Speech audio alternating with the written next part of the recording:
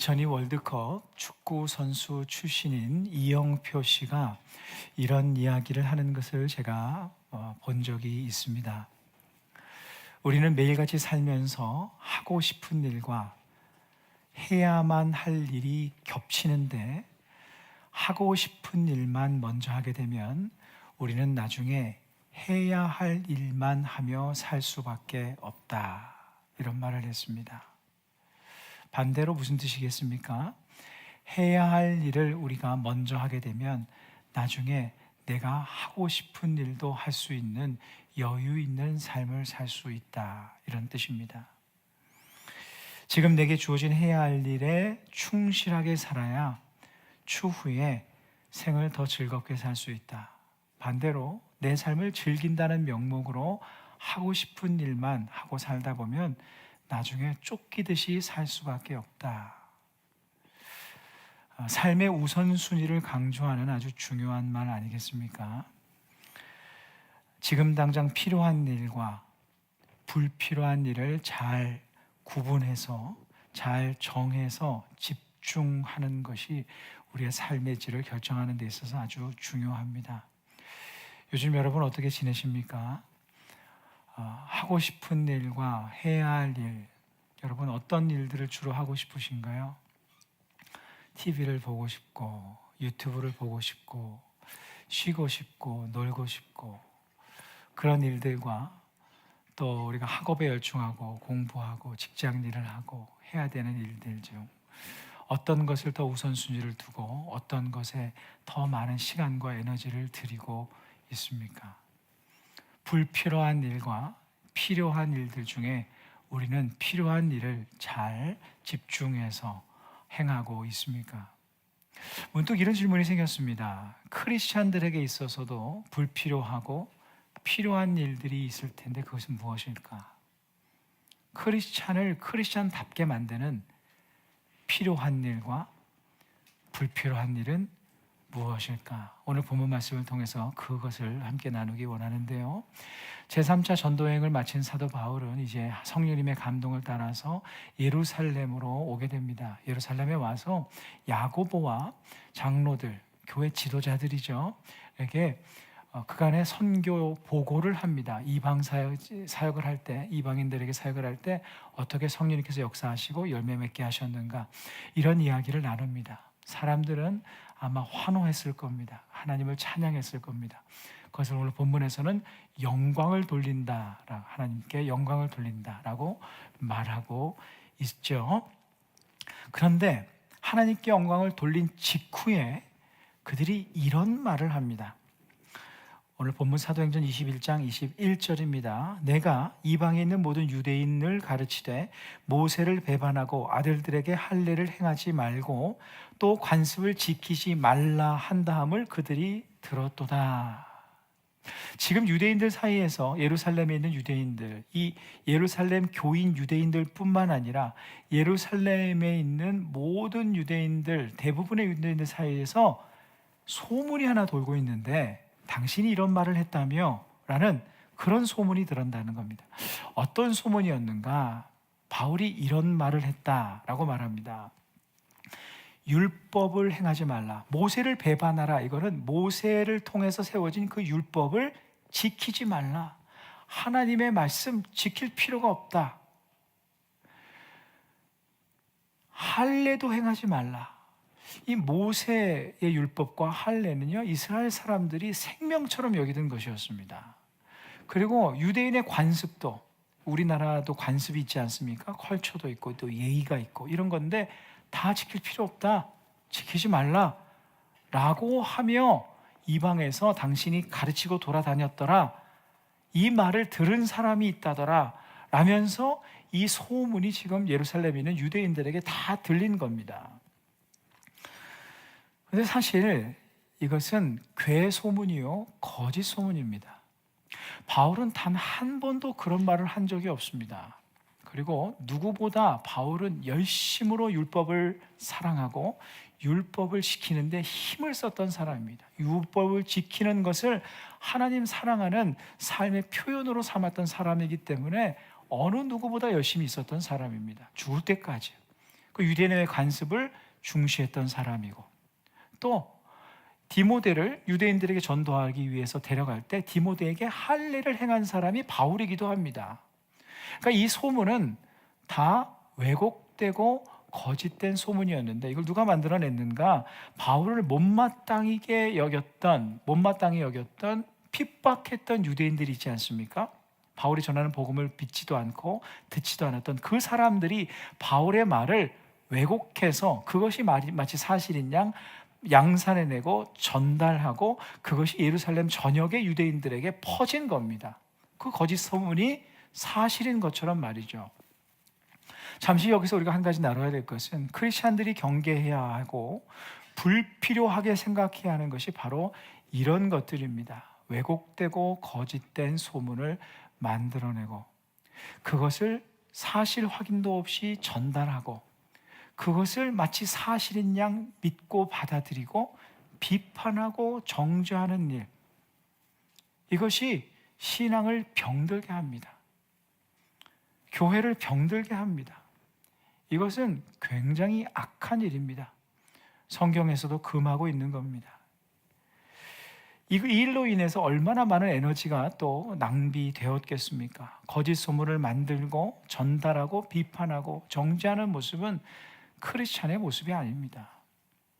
크리스찬이란 어떤 사람입니까? 하나님과 동행하는 사람들입니다. 그 하나님은 어떤 분이신가? 거짓된 분이 아니십니다. 진실하신 분이고 진리의 하나님이십니다. 그 진리의 하나님이신 그분과 동행하는 크리스찬이라고 하는 사람들이 거짓 소문을 만들어내고 전달하고 그것에 기반하여 비판하고 정죄한다. 이것은 크리스찬의 모습이 아닙니다. 성경에서도 금하지만 크리스찬답지 않습니다. 바울 본인에게 확인을 하든지 아니면 바울을 위해서 기도를 하든지 하면 되는 것이었습니다. 그런데 이런 괴소문이 예루살렘 전역에 퍼졌을 뿐만 아니라 예루살렘 교회 내 유대인들까지도 그것을 받아들이고 있었다. 이런 이런 것이었어요.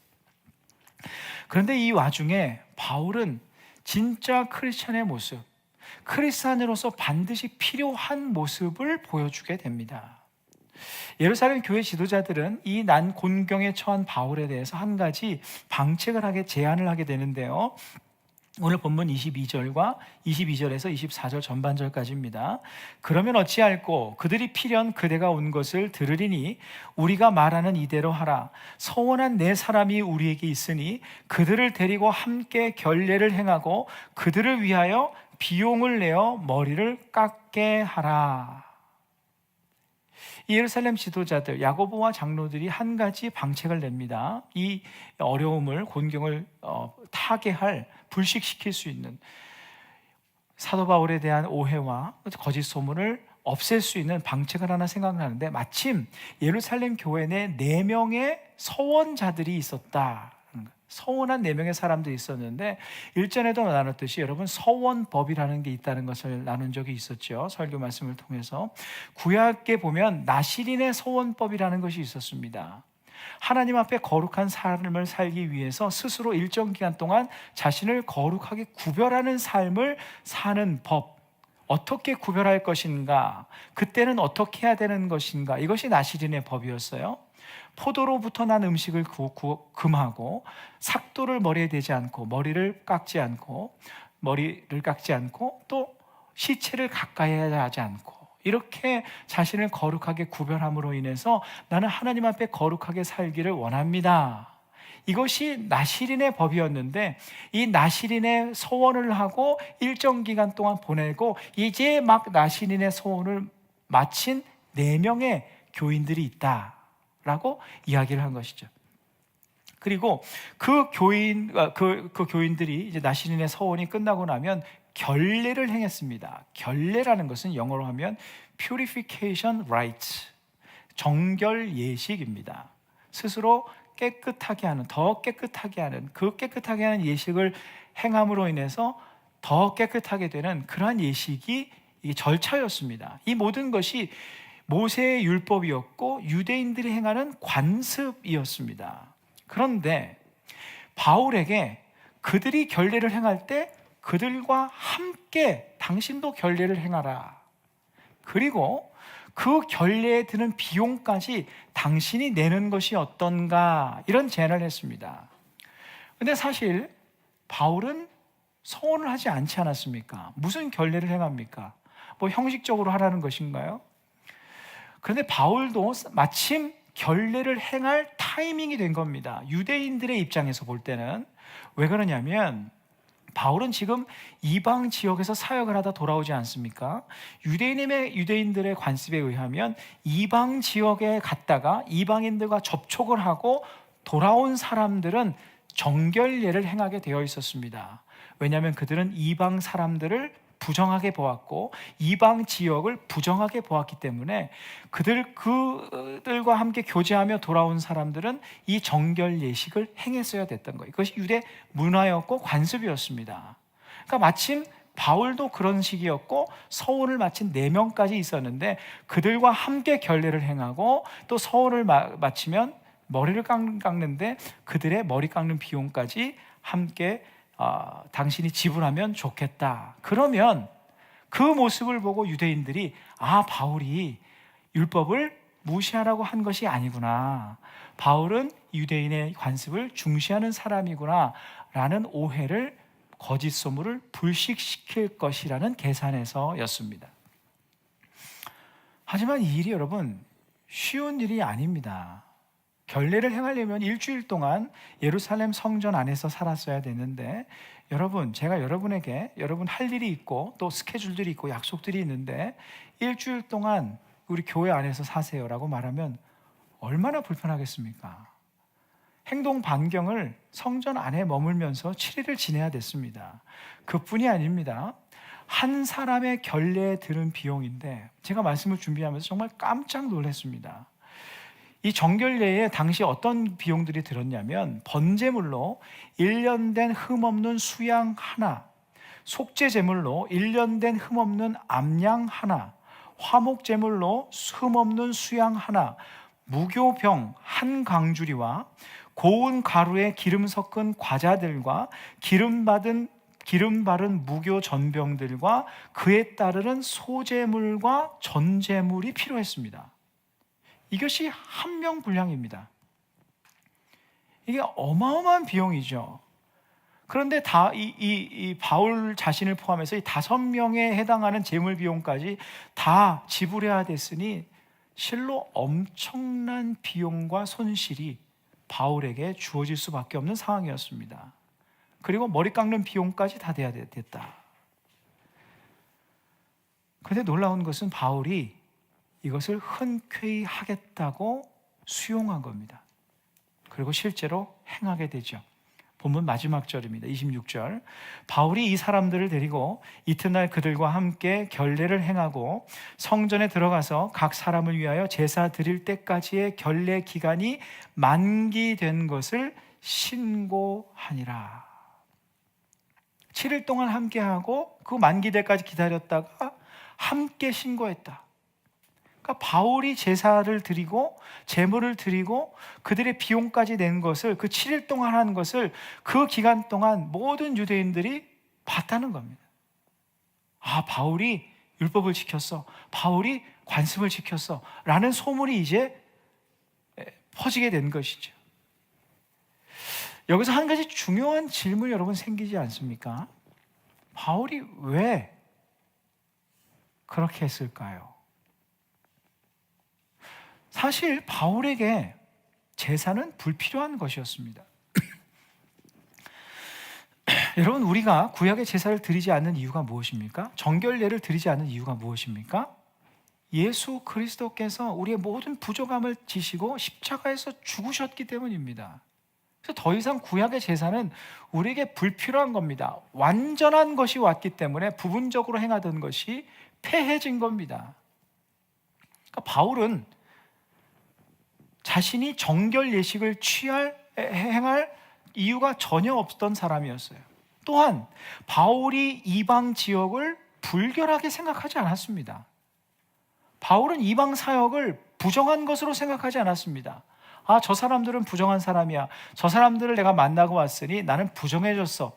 결코 생각하지 않았습니다. 그러니까 바울에게는 결코 이 결례를 행할, 정결 예식을 행할 이유가 없었습니다. 그에게는 사실 사치요, 손해요, 손실일 뿐이었습니다. 완전히 불필요한 것이었습니다. 그럼 바울이 유대인들의 핍박을 두려워해서였을까요?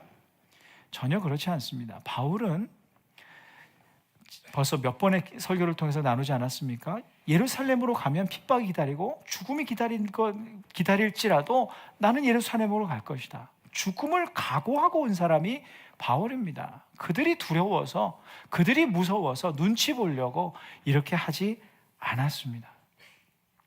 그럼 도대체 바울은 왜 굳이 그 불필요한 일을 행했을까요? 그 이유는 단 한 가지뿐입니다. 유대인들을 얻기 위해서였습니다. 바울이 율법과 간섭을 지키는 모습을 보임으로써 유대인들 안에 바울을 향해 세워졌던 그 마음의 벽을 허물어야 복음을 전할 수 있고, 그들의 마음을 열 수 있고, 복음을 전할 때에 그들이 그 복음을 듣고 혹시라도 돌아와 회개하고 구원을 받을 수 있지 않을까 하는 오직 그들을 향한 사랑 때문이었습니다.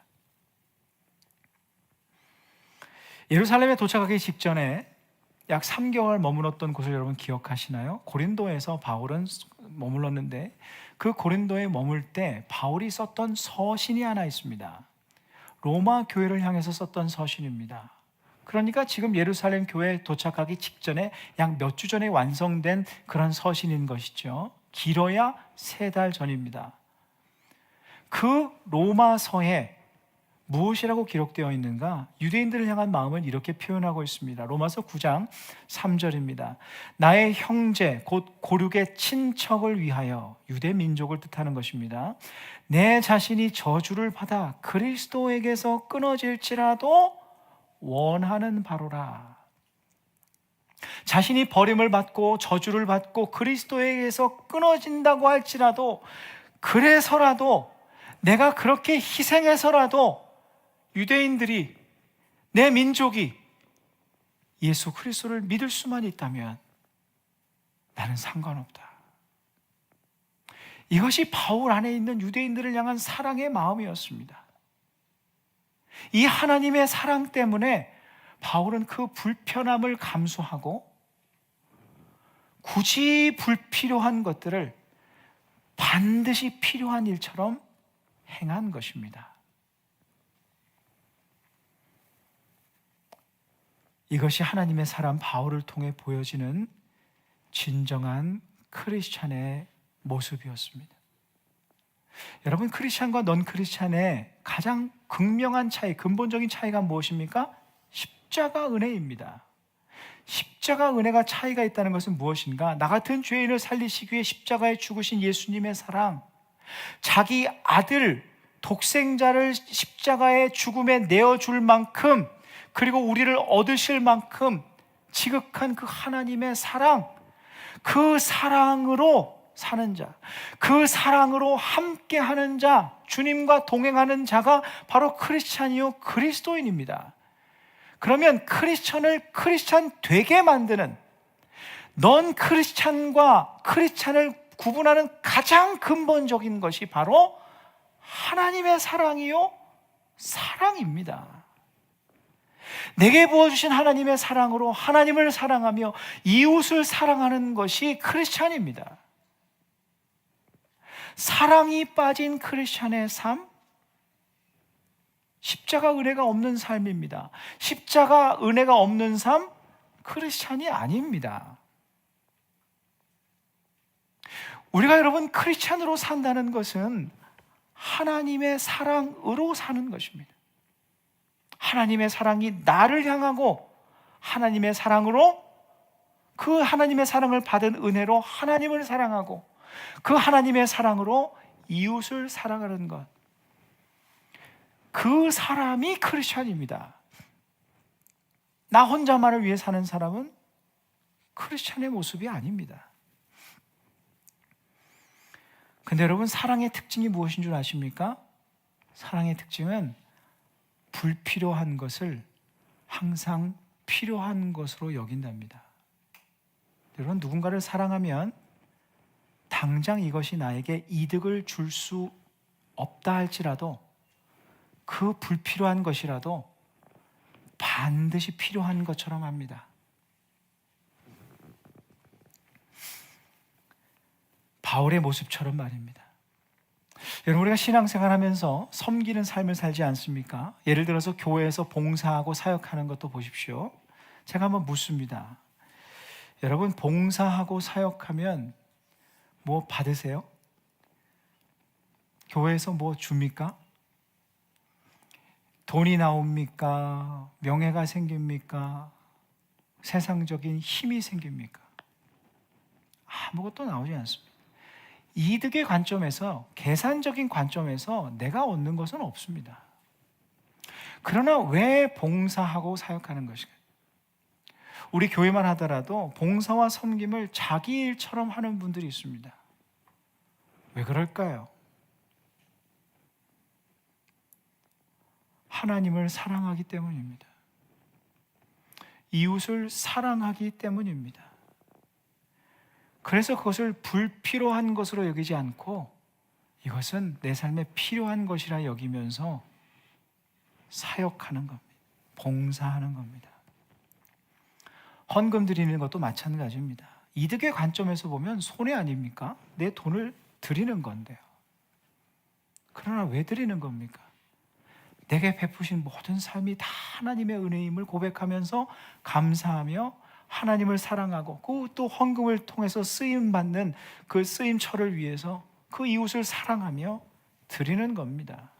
그리고 사랑하고 있기 때문에 아까워하지 않는 겁니다.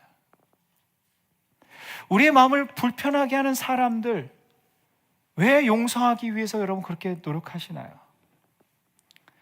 용서하는 것은 불필요합니다. 내게 필요한 것은 분노요, 되갚음입니다.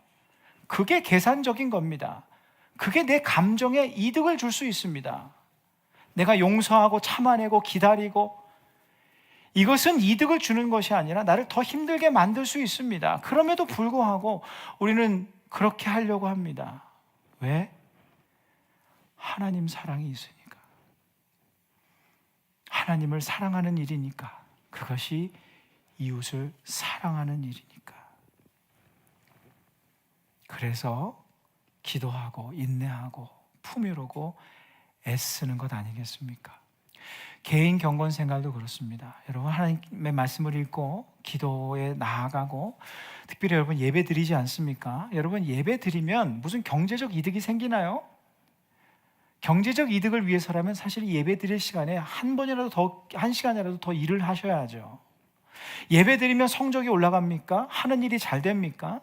그건 전혀 다른 문제입니다. 예배의 목적은 그게 아닙니다. 우리는 잘 되려고 예배 드리는 게 아닙니다.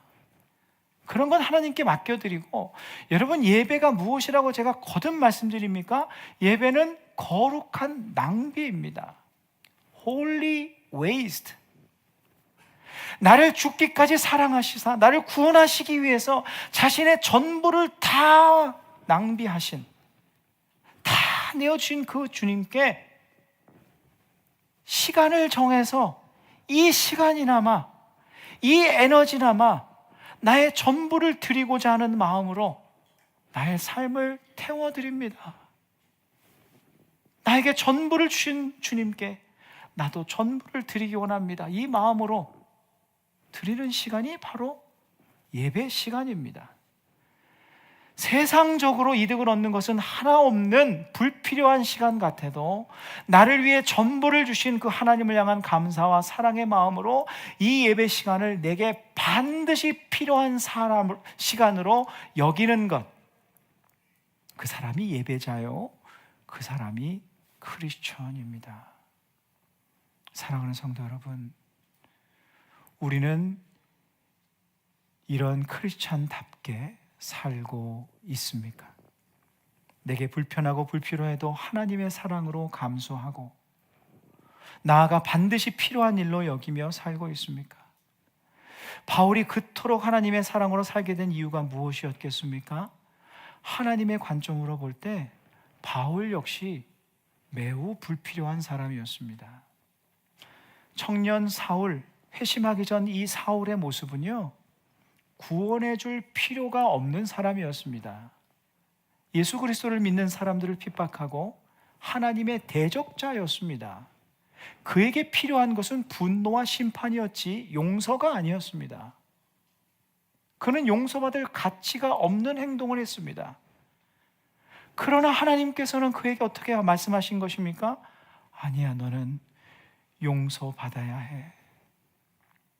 반드시 내가 너를 용서할 거야.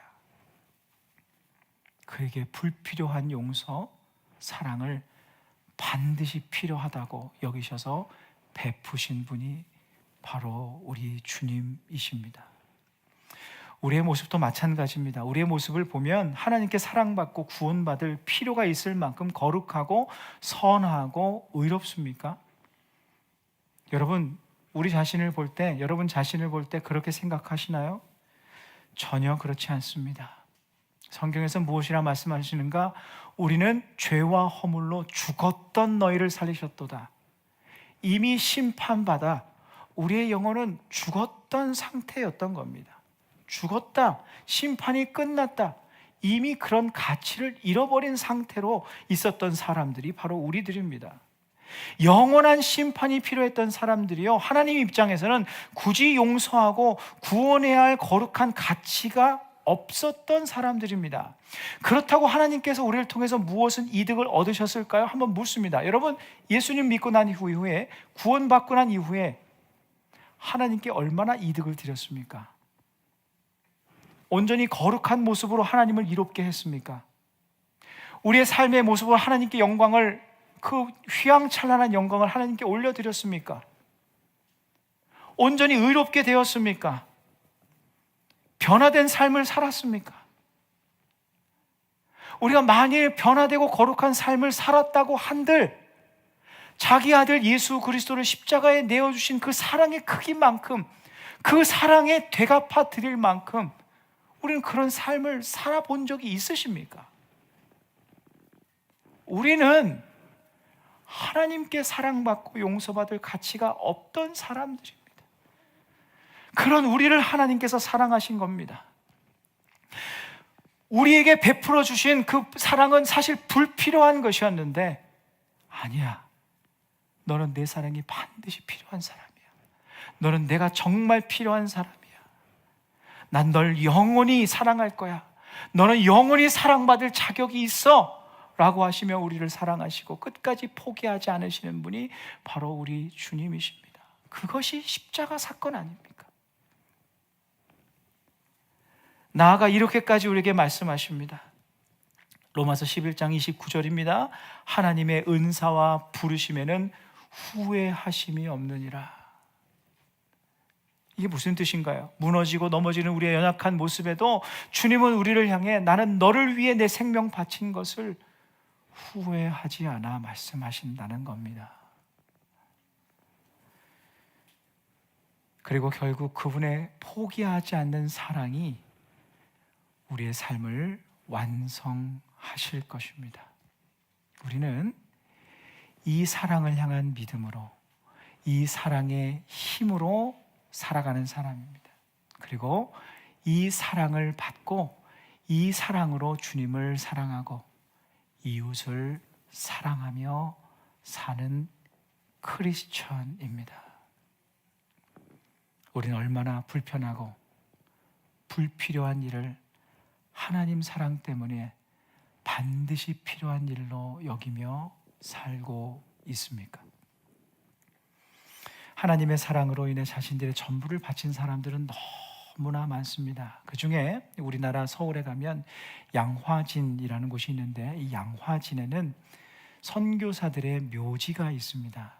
100년 전에 우리나라 조성의 그 어두운 땅, 고통의 땅에 자신의 생명을 걸고 와서 평생 복음을 전하다가 생명을 잃고 묻힌 분들입니다. 그들에게 조선은 자신들의 이득의 관점에서는 불필요한 땅이었습니다. 조선에 온다고 무엇이 얻어지나요? 그분들의 이름 여러분 얼마나 기억하시나요? 누가 알아주었겠습니까? 그러나 그들은 하나님 사랑의 소식을 들고 조선에 오는 것을 반드시 필요한 것으로 여겼습니다. 그렇게 조선에 와서 우리나라 사람들을 사랑하고 섬기고, 그러다가 어떤 분들은 전염병에 걸리고 어떤 분은 병 걸려서 죽고, 그렇게 희생하고 헌신하다가 생명을 잃었습니다. 그리고 조선에 묻히게 된 겁니다. 우리의 삶은 십자가 예수님의 사랑으로부터 시작해서 바울의 사랑, 믿음의 조상들의 삶, 그런 선교사님들의 아름답고 위대한 헌신이 있었기에 그 사랑의 열매로 지금 우리가 하나님 사랑 안에서 살아가고 있게 된 것입니다. 지금 우리는 어떤 삶을 살고 있습니까? 불필요함과 불편함을 넘어 내가 베풀어야 할 섬김을, 희생과 헌신을 반드시 필요하게 여기며 십자가 사랑으로 하루하루 살고 계신가요? 아니면 십자가 은혜와 상관없는 자처럼 나 자신만을 위해서, 내 감정만을 위해서, 나의 이득만을 위해서, 내 편리만을 위해서 살고 있습니까?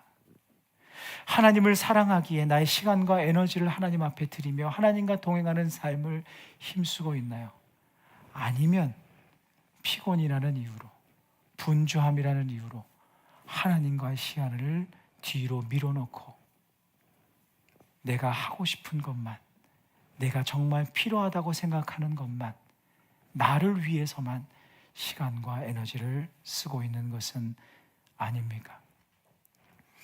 E.M. 바운즈 목사님은 기도의 능력이란 책에서 이런 유명한 말을 남겼습니다. 교회는 더 나은 방법을 찾고 있지만 하나님은 더 나은 사람을 찾고 계신다. 교회를 비롯한 많은 사람들은 더 나은 방법을 찾고 있지만 하나님의 관심은 더 나은 사람, 더 나은 크리스찬. 이름만 크리스찬이 아니라, 이름만 하나님 사랑의 사람이 아니라, 이름만 그리스도인이 아니라 더 나은 신앙인, 더 나은 크리스찬을 찾고 계십니다.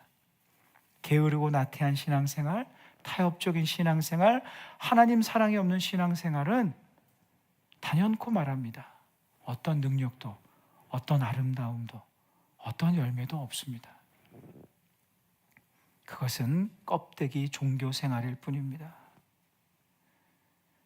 우리 모두가 하나님 사랑에 우리의 삶을 드리는 것을 반드시 필요한 일로 여겨 기꺼이 내 자신을 드리는 하나님께서 찾으시는 더 나은 사람이 될 수 있기를 바랍니다.